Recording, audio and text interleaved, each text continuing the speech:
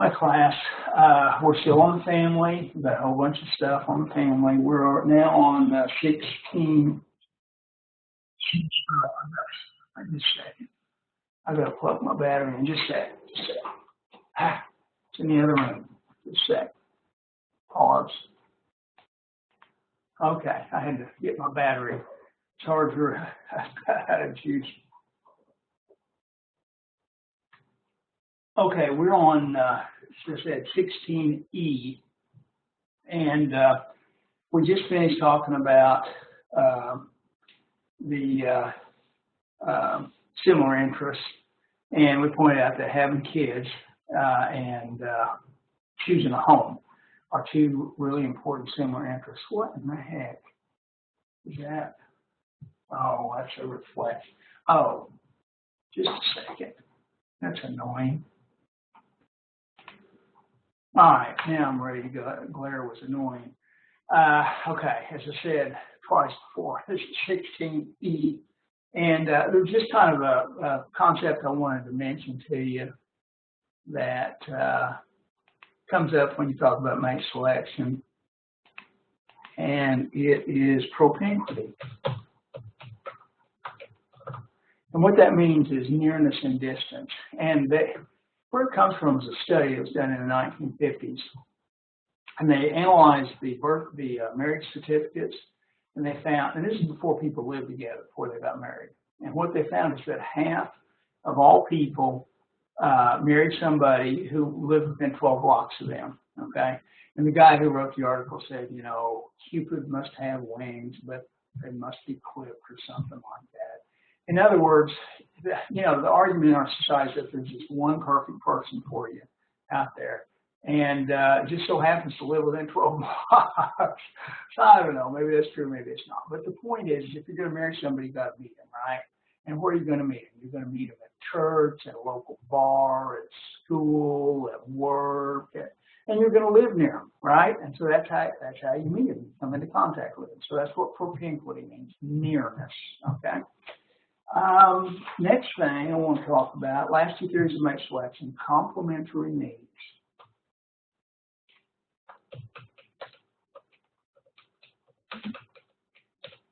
And the basic idea here is that up to this point, everything we've talked about in terms of basic socio-structural variables like class, race, ethnicity, age, okay, you want somebody who's like you. But those are basic socio-structural variables. When it comes to psychological variables, you need to complement one another, okay? Now, I think complementary angles, do they sum to 90? It's either 90 or 180, but the point is you got this angle, and you put them together and you get a 90-degree angle, or 180, whatever it is. But they complement. It takes two to make the one, right?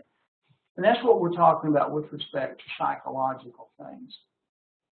You want to find somebody, this might sound bad, but there's an old saying, you can't have two chiefs and no Indians. You got to have a chief and an Indian, right? So if you're going to have somebody who's dominant, you need to have somebody who's passive, okay? Two dominant people will fight each other over what they're going to do. Two passive people won't do anything. So you got to have somebody who's a leader and somebody who's a follower. And I mentioned in the notes, one of the things I've noticed about this is that you meet somebody that's a yacker. I mean, they yak it up, talk all the time about nothing, but they're talking all the time, and you're thinking, man, I bet they're married to a yacker just like them. No, never. Anytime you find a yacker and you find their spouse, they never say a word. You want to know why? Because that's the way they got to be to get along with the yacker. Because the yacker wants somebody to yak to, and the guy who doesn't yak, he doesn't want to talk, right? It takes too much effort, so he lets her yak. And I said it like gender, but it doesn't have to be that way. I don't think of me as a sexist, although maybe I am a little. But you got, you got a talker and you got a listener, okay? And they complement one another. You got a leader, you got a follower, and so complementary needs on a psychological level are important. Another theory I want to tell you about as a filter theory. And there were a whole bunch of these that became popular in the 60s, 70s, and 80s, okay? And what it was is looking at mate selection, you envisioned a filter. I can maybe draw this, where you have, oh, well, I thought I was going to get, hey, this is actually better. And you've got different filters in here, okay? Look at that. Pretty good, huh? And so out here, up here, you've got your field of eligibles. ELB. And your field of eligibles is all those people that you can marry. You know, they're the right gender, the right age, the right social class, the right education. You know, that's your field of eligibles. And what happens is you got all these people.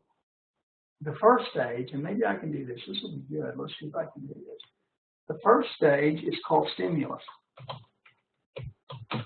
And so what the guy who did this was a guy named Merstein, okay? And what he's arguing is that you've got to be attractive. You've got to be physically attractive. You've got sexual attraction to somebody. You're stimulated, okay? Well, not everybody in the field of eligibles is going to get through this first barrier, right? But some are, okay? And the next barrier you got is values. And that's where religion kicks in, okay? And social class.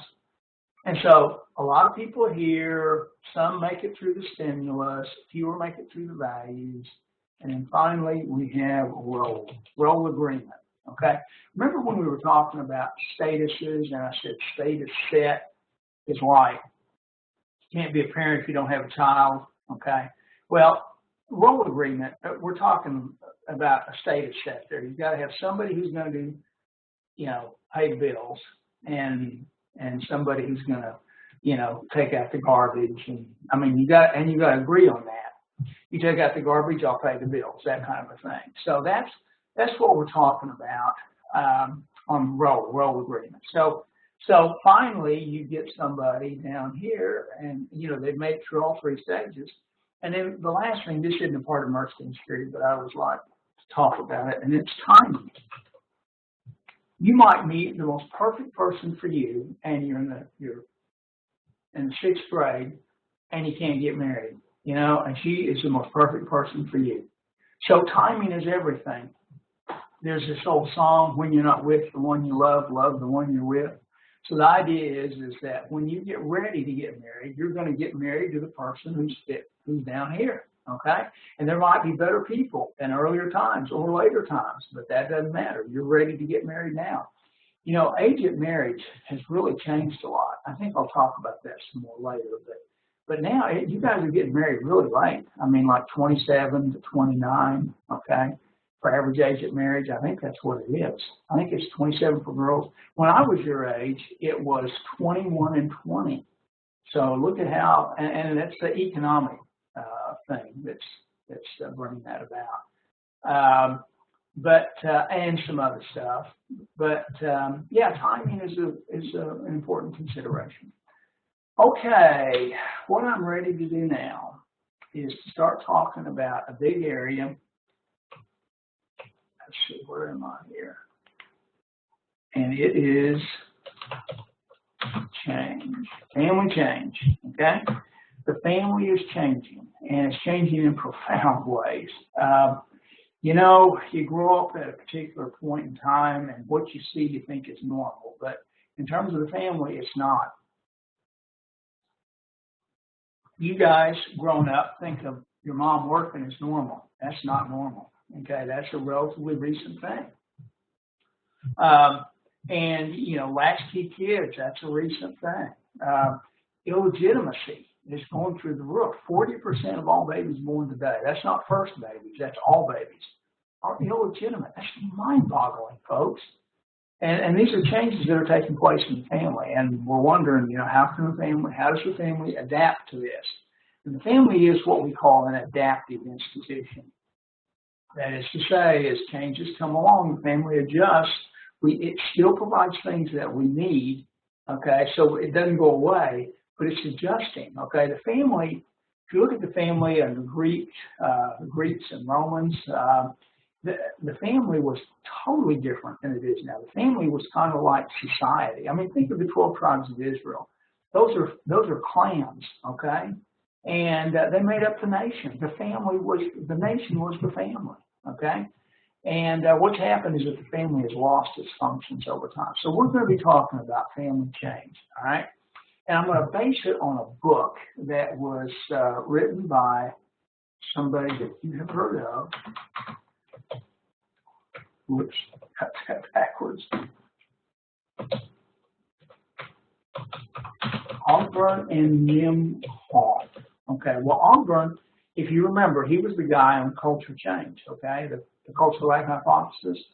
That was William Fielding Ogburn, okay. Well, he writes this book with a guy named Nimhoff, who was a sociologist at Florida State. And what they were trying to do is, the book was called Technology and the Changing Family. And if you'll remember, see if I can do this. I'm getting kind of cocky here on what I can do. You'll remember, Ogburn had this theory where the material culture increases in a linear fashion, right?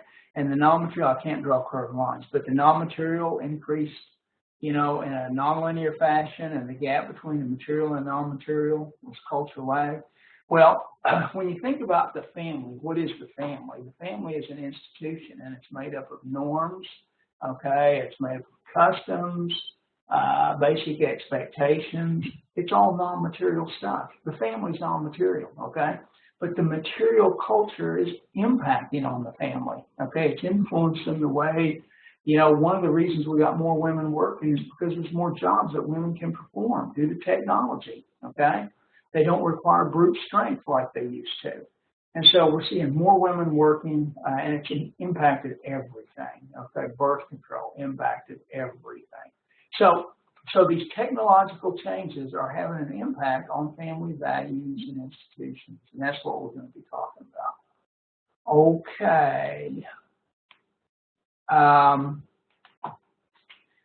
Okay, let me tell you about their methodology. What Ogburn and Nimhoff did is they solicited the opinions of leading family experts, asking them what they thought were the significant changes taking place in the family. This is post-World War II. And they came up with a variety of things, okay, and I'll just list some of them. Rising divorce rate. Oops.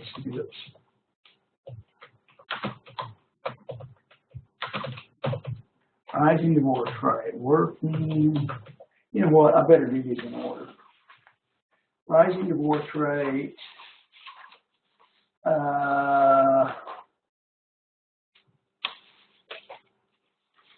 Working women. Declining. This is the same order as your notes.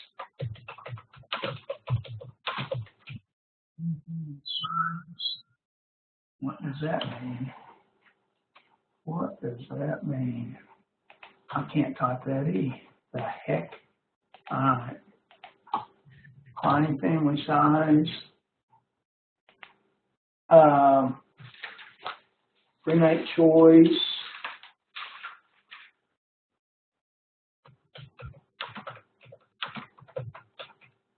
Prenate choice.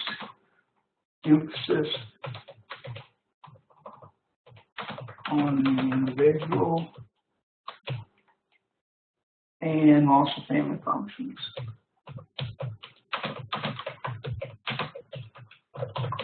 Oopsie. Okay, there we go. So their book, these were the changes that these leading family experts talked about. And so Ogburn and Nimhoff went through and they talked about, okay, what do we see changing in society technologically that's bringing about these changes? And they attempted to explain it that way. So this is a classic work, and so we're going to be talking about that. Now let's see. I tell you, I can never remember when I started on this lecture. maybe what I can do, let me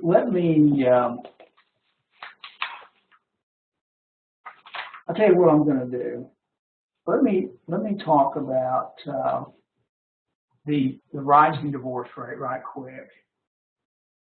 Yeah, I think let me do that. Rising divorce rate, and then we'll stop for this section, and then we'll be ready for 16. What is that? F? Yeah, we'll be ready for 16F.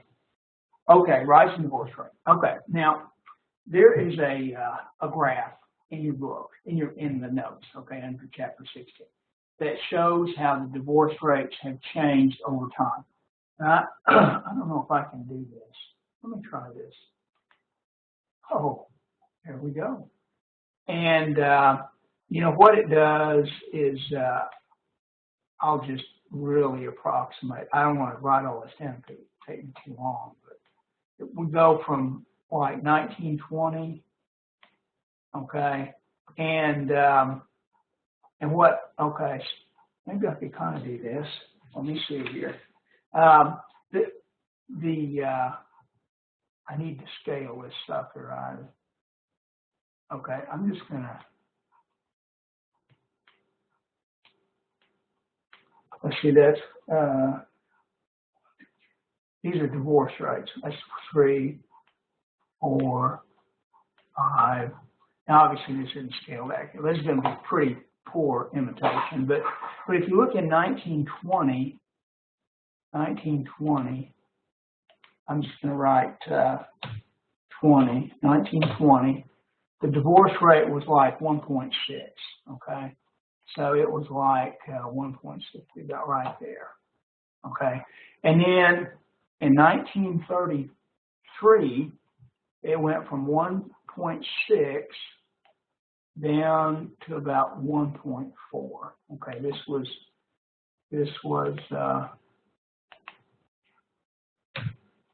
33. Okay, and then in 1940 it was about 2. In 1940, so again, this isn't scaled out right, but it's back to 2. So it goes up to right about there. And then in 1946, and we'll talk about this, 1946, the divorce rate goes up, way up, to about 4.6. Let's say right there. Okay? And then in 1950, it comes back down to about 2.2, I think. Let me check. 2.6 in 1950. 2.6.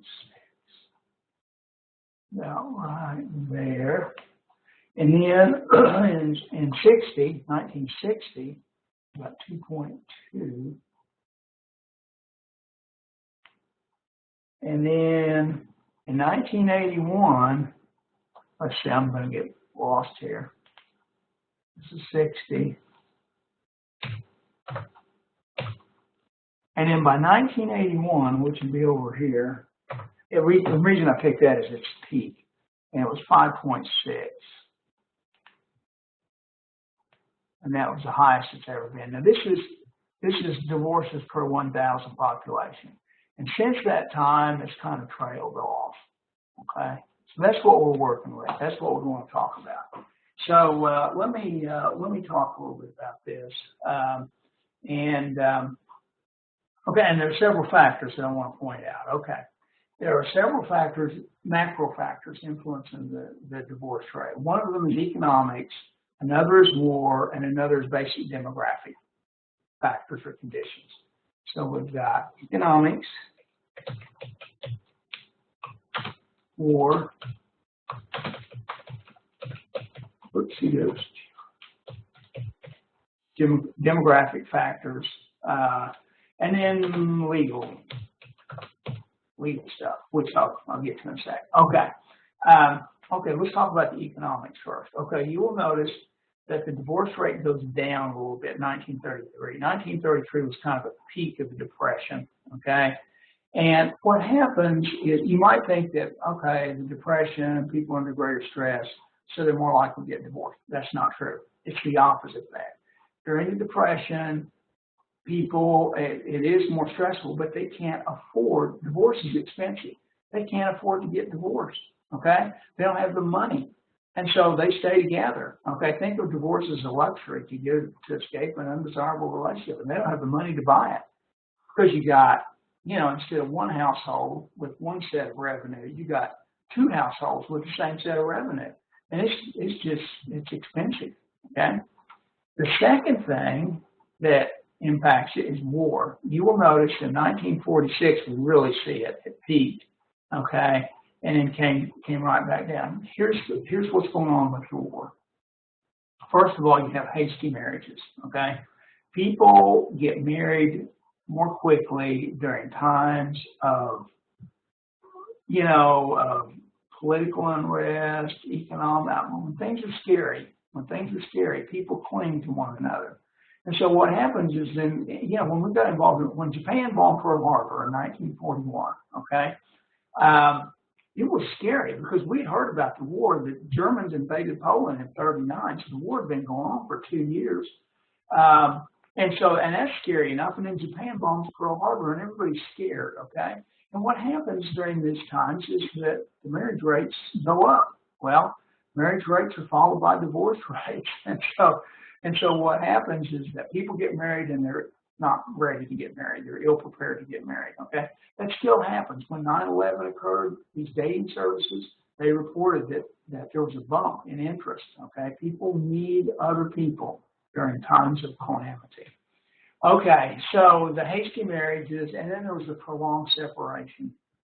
You know, in World War II, you were in for the duration, which meant that you were in until it got over. And so you have guys, you know, going over and being gone from their families for years, okay? And they're experiencing different things than their families are back home. And a lot of times it's hard to go back, pick up the pieces. Vietnam, same thing. The guys who were in prison were typically pilots who got shot down over North Vietnam. And they put them in prison. Some of those guys were in prison for 15 years. Can you imagine being in a bamboo hut, bamboo jail for 15 years, and then you go back home and your wife's been living in suburban Virginia? You don't have anything in common anymore, okay? So the divorce rates really spike. Okay, and then we have demographics. All right, here's what was going on. During the Depression, people weren't having kids because you didn't know when you were going to lose your job. Unemployment rates were astronomically high, 25%. So people weren't having kids. They weren't getting married. They weren't having kids, okay? World War II, the guys are gone. You don't have kids when there's no guys, right? But then the guys came back, and we had prosperity in the 50s. And the boom took off. It was in 1946 was the beginning of the baby boom. Okay, I'm a part of that. I was born in 48. Started in 46, and I tell you, it was cool. I mean, there were kids my age everywhere. I mean, every woman was pregnant and had 3 or 4 little toddlers. The total fertility rate, the average number of children that the average woman had in her lifetime was like 3.4 or something like that, maybe 3.1. It's huge. And so you got all these women with all these kids, you got this baby boom, and it influenced things, okay? So when we started going to school, we had to build schools, all right? When we started going to colleges, we had to build colleges. We started getting married. Average age of marriage, I told you, was 20 and 21, okay? Or something I haven't told you.